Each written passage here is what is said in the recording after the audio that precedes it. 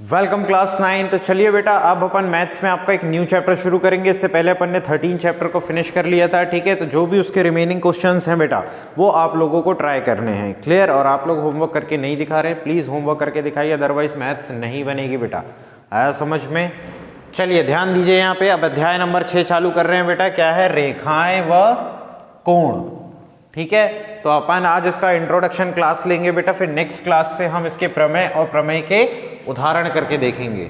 आया समझ में? फिर अपन एक्सरसाइज शुरू करेंगे, क्लियर। तो बहुत ध्यान से देखिएगा, इसकी प्रमेय बहुत इंपॉर्टेंट है बेटा। 10th क्लास में जैसे ही जाओगे तो ये प्रमेय बहुत ज़्यादा आपके काम आएगी, इसलिए यहाँ पे अच्छे से सीख लो, ठीक है। तो आपको सब पता रहेगा तो आसानी से आप 10th क्लास में कर पाओगे बेटा, ठीक है। क्योंकि 10th क्लास में फिर आपको यही चीज़ देखने को मिलेगी, लेकिन इसका डायरेक्ट एप्लीकेशन देखने को मिलेगा, क्लियर। यहाँ तो हम प्रमेय पढ़ेंगे, उस प्रमेय को सिद्ध भी करेंगे, लेकिन वहाँ पे तो सीधे प्रमेय लगाएंगे, ठीक है। तो बहुत ध्यान से देखिएगा बेटा यहाँ पे, क्लियर। चलो तो बेटा एक एक करके हम आज पूरी परिभाषा करेंगे, ठीक है। तो जैसा कि मैंने आप लोगों को बताया कि ये हमारी क्या है, इंट्रोडक्शन क्लास है बेटा। क्या है? इंट्रोडक्शन क्लास है, मतलब आज हम जानेंगे इस चैप्टर के बारे में, क्लियर। चलिए तो ध्यान से देखिए बेटा, क्लियर। अब हमें क्या पढ़ना है? रेखाएं व कोण। तो हम जानेंगे रेखाएं व कोण को जानेंगे बेटा, ठीक है। तो रेखाखंड क्या कहलाता है बेटा? जिसके दो अंत बिंदु हों, ठीक है, क्लियर। ये रहा एक अंत बिंदु और एक ये रहा, ठीक है। चलो ध्यान से देखिएगा बेटा। फिर संरेख बिंदु क्या होता है? अगर इसी बिंदु पर बेटा मैं 1, 2 और 3 बिंदु अगर स्थापित कर दूं बेटा, P, Q, R एक ही लाइन पे है बेटा, तो ये क्या कहलाएगा? संरेखी बिंदु कहलाएंगे बेटा। क्या कहलाएंगे? संरेखी। मतलब एक ही रेखा पर स्थित 3 या 3 से अधिक बिंदुओं को हम क्या बोलते हैं? संरेखी बिंदु बोलते हैं बेटा। क्या बोलते हैं? संरेखी बिंदु बोलते हैं, क्लियर। फिर उसके बाद में आती है बेटा भुजाएं, ठीक है। तो भुजाएं क्या होती है बेटा? कोण बनाने वाली दो किरणें, कोण बनाने वाली दो किरणें कोण की भुजाएं कहलाती है बेटा, ठीक है। तो दो किरणें कौन कौन सी बेटा? ये रही, ठीक है, एक A और ये B, ठीक है। तो ये क्या कहलाएगी बेटा? भुजाएं कहलाएगी। आया समझ में? क्या कहलाएगी? भुजाएं कहलाएगी आपकी, ठीक है। अच्छा, अब सबसे बड़ी बात आती है कि कोण होता क्या है सर? तो बेटा देखो, एक ही बिंदु से जब दो किरणें निकलती हैं आपकी, या दो भुजाएं निकलती हैं, देखो ध्यान से, एक ही बिंदु से, ये रहा बिंदु, यहां से एक निकला और यहां से एक रेखा या एक किरण निकली, तो इनके बीच में बेटा बनता है कोण, ठीक है। ये कोण बनाते हुए निकलता है, ठीक है। इसी को हम क्या बोलते हैं? कोण बोलते हैं। आया समझ में? कि जब एक ही प्रारंभ बिंदु से दो रेखाएं निकलती हैं बेटा, ठीक है, तो वो एक कोण बनाते हुए निकलती है, ठीक है। आया समझ में? ठीक है। अब देखिए, जो कोण बनते हैं वो किस तरीके के बनते हैं, कितने प्रकार के बनते हैं, ठीक है। तो हम यहाँ पे क्या देख रहे हैं बेटा? कोणों के प्रकार देखेंगे, ठीक है। कोणों के प्रकार। आया समझ में? तो सबसे पहला प्रकार है बेटा हमारे पास में न्यून कोण, ठीक है। ये क्या होता है बेटा? 90 डिग्री से कम का बनता है, 90 अंश के कोण से कम बनता है, ठीक है। तो इसको हम क्या बोलते हैं? न्यून कोण बोलते हैं। ये हमेशा क्या रहेगा बेटा? 0 से 90 के बीच में रहेगा। मतलब आप ये समझ लीजिए कि 0 से 89 तक का अगर कोई रेखाएं कोण बना रही है बेटा, तो वो क्या हो जाएगी? आपकी न्यून कोण हो जाएगी। आया समझ में? क्या हो जाएगी? न्यून कोण, ठीक है। और अगर कोई दो रेखाएं बेटा सिर्फ और सिर्फ 90 डिग्री का कोण बना रही है, तो बेटा ऐसे कोणों को हम क्या बोलेंगे? समकोण बोलेंगे। क्या बोलेंगे बेटा? समकोण बोलेंगे। तो इस चीज का ध्यान रखिएगा कि समकोण क्या होता है और न्यून कोण क्या होता है, ठीक है। समकोण जो बिल्कुल 90 डिग्री पे बने, ठीक है, और उससे कम के 90 से 89 हो गया, 87 हो गया, 80 हो गया, 70 हो गया, 30 हो गया, 40 हो गया, ये सब क्या कहलाएंगे? आपके न्यून कोण कहलाएंगे बेटा, ठीक है। नाम से ही समझ में आ रहा है, न्यून मतलब छोटे। अब छोटे किससे? 90 डिग्री से छोटे बेटा। आया समझ में? फिर उसके बाद में आता है बेटा अधिक कोण, ठीक है। तो नाम से ही समझ में आ रहा है बेटा अधिक कोण। तो ये अधिक किससे होंगे? जो 90 डिग्री से अधिक रहेंगे परंतु 180 से छोटे रहेंगे। मेरी बात ध्यान से समझिएगा बेटा। जो 90 डिग्री से क्या होंगे? अधिक होंगे, लेकिन 180 से छोटे होंगे, क्लियर। तो जैसे मान लीजिए बेटा ये 110 का बन गया, क्लियर, 120 का, 130 का, 150 डिग्री का, ऐसा बन गया। तो ये सारे क्या है बेटा? 90 डिग्री से अधिक दिख रहे हैं आपको, ठीक है, लेकिन 180 से छोटे हैं ये। आया समझ में? तो इसको हम क्या बोलेंगे बेटा? अधिक कोण बोलेंगे। बहुत इंपॉर्टेंट है, इसको बहुत ध्यान से देखिएगा, क्लियर। अब इसके बाद में आता है बेटा आपका प्रतिवर्ती कोण। इसको भी बहुत ध्यान से समझिएगा, क्लास 10th में इसके एप्लीकेशन बहुत है। कैसे बेटा? हमने देखो यहां से यहां तक ये तो हमारा होता है न्यून कोण। क्या होता है? न्यून कोण, ठीक है।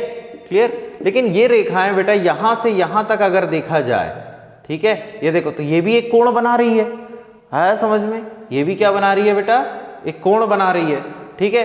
तो ये क्या रहेगा बेटा आपका 180, ये जो टी का मान है बेटा ये दिखाई दे रहा है आपको, क्लियर, किस में के बीच में रहेगा, 180 और 360 के बीच में रहेगा। मतलब ये हो सकता है 190, 200, ठीक है, 220, ठीक है, ऐसा हो सकता है, लेकिन 360 डिग्री से कम का रहेगा, क्लियर। क्योंकि आप ये चीज जानते हैं बेटा कि अगर हमने ये दो रेखाएं खींची तो यहाँ पे बन जाएगा बेटा 180 डिग्री का ये बन रहा है और 180 डिग्री का ये कोण बन रहा है, ये दो रेखाओं के बीच में, ठीक है, आया समझ में, क्लियर।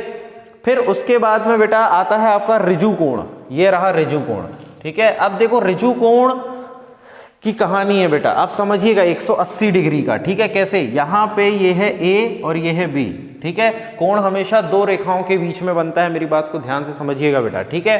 तो यहाँ पे ये रेखा ए है और ये रेखा बी है, तो इनके मध्य अगर ये दोनों विपरीत दिशा में है बेटा तो 180 का कोण बनेगा, ये देखो, क्लियर। लेकिन अगर मैं इसी दिशा को बेटा, ये देखो ध्यान से, इसी ए को अगर मैं बी की दिशा की तरफ कर दूं, ठीक है, मतलब यहाँ पे बी भी है और ए भी है, तब इनके मध्य जो कोण बनेगा बेटा वो 0 डिग्री का बनेगा, आया समझ में, 0 डिग्री का कोण बनेगा, इस चीज को ध्यान रखिएगा, आया समझ में। अगर मैं इस कोण को पलटाऊं, ऐसे लेके आऊं और इसी दिशा में कर दूं तो इनके बीच में 0 डिग्री का कोण बनेगा, आया समझ में, क्लियर। तो ये दो रेखाएं जब विपरीत होती है तब 180 का कोण बनता है, लेकिन अगर वो समान दिशा में है, ठीक है, तो 0 डिग्री का कोण बनेगा बेटा, इस चीज का ध्यान रखिएगा, क्लियर। अब इसके बाद में आता है बेटा पूरक कोण, कि पूरक कोण क्या कहलाते हैं। यदि दो कोणों का योग बेटा समकोण के बराबर हो, ठीक है, मान लीजिए कोण ए व कोण बी, ठीक है, ये किसके बराबर आ जाए, 90 डिग्री के बराबर आ जाए, तो ये क्या कहलाते हैं, पूरक कोण कहलाते हैं, मतलब समकोण के बराबर होना चाहिए, आया समझ में। फिर उसके बाद में आता है बेटा समपूरक कोण, ठीक है, तो ऐसे दो कोण बेटा जिनका योग कितना हो, 180 हो, वो क्या कहलाते हैं, समपूरक कोण कहलाते हैं बेटा, क्या कहलाते हैं, समपूरक कोण कहलाते हैं। अगर आप बात करें बेटा तो कोई भी दो कोण ले लो, अगर आप उनका योग देखें, अगर वो 180 आ रहा है तो वो क्या हो जाएगा, समपूरक कोण कहलाएंगे बेटा, ठीक है। जैसे मान लीजिए आपके पास में ये है, ये देखो ध्यान से, ये हमने 90 डिग्री का कोण बनाया, ये 90 डिग्री का इधर बन रहा है, अगर इस रेखा को मैं यहाँ कर दूं तो ये भी 90 डिग्री का, तो 90 और 90 हो गया बेटा 180, तो ये दोनों आपस में समपूरक कोण कहलाएंगे, क्या कहलाएंगे, समपूरक कोण कहलाएंगे, क्लियर होता है यहाँ तक। अब उसके बाद में देखिए बेटा प्रतिच्छेदी रेखाएं, जब कोई दो रेखाएं आपस में एक दूसरे को काटती है ना बेटा, तो इसको हम क्या बोलते हैं, प्रतिच्छेदी रेखाएं। और अगर कोई दो रेखाएं बेटा कभी भी एक दूसरे को टच नहीं करती हैं, ठीक है, और वो एक ही दिशा में या विपरीत दिशा में दिखती हैं आपको, तो वो समांतर रेखाएं होती हैं। याद रखिएगा समांतर रेखाएं बेटा एक दूसरे को कभी भी स्पर्श नहीं करेंगी, कभी भी स्पर्श नहीं करेंगी, और प्रतिच्छेदी रेखाएं एक दूसरे को स्पर्श करेंगी, ठीक है। फिर उसके बाद में आता है बेटा शीर्षाभिमुख कोण, की शीर्षाभिमुख कोण क्या होता है, देखो ध्यान से, एक ये रहा और एक ये रहा, ठीक है, तो ये दोनों के मुख दिख रहे हैं, ठीक है, क्लियर। तो ये क्या कहलाएंगे बेटा, शीर्षाभिमुख कोण कहलाएंगे। जैसे कोण POQ और SOR शीर्षाभिमुख कोण है, QOR और POS, ठीक है, QOR, ठीक है, ये वाला कोण, और POS ये क्या है, शीर्षाभिमुख कोण है, आया समझ में। तो इन बातों का आपको ध्यान रखना पड़ेगा बेटा, इसको नोट कर लीजिए, बहुत ही इंपॉर्टेंट चीज है ये, क्लियर। अगर आप इसको अच्छे से समझ गए हैं, क्लियर, तो बेटा आपको ये चैप्टर बहुत ही इजी लगेगा, आया समझ में। अगर आपको थोड़ा भी डाउट है या कुछ समझ में नहीं आ रहा है तो वीडियो को वापस से पीछे करो, फिर से देखो, क्लियर, और फिर से अपने कॉन्सेप्ट क्लियर करो, आया समझ में, ठीक है। बार बार देखो जब तक कि पूरे कॉन्सेप्ट क्लियर ना हो जाए आपके, क्लियर। उसके बाद में आपको क्या करना है बेटा, कि प्रमेय करनी है, प्रमेय के बाद में उस प्रमेय को हम सिद्ध करवाएंगे, ठीक है। तो टेंशन बिल्कुल नहीं लेना, उस प्रमेय को मैं करवाऊंगा, डोंट वरी, ठीक है। जितनी भी इंपॉर्टेंस प्रमेय है वो हम सारी करेंगे, साथ ही साथ में एक्सरसाइज के क्वेश्चंस भी करेंगे, क्लियर। तो मिलते हैं बेटा फिर नेक्स्ट क्लास में, नोट कर लीजिए इसको, ठीक है।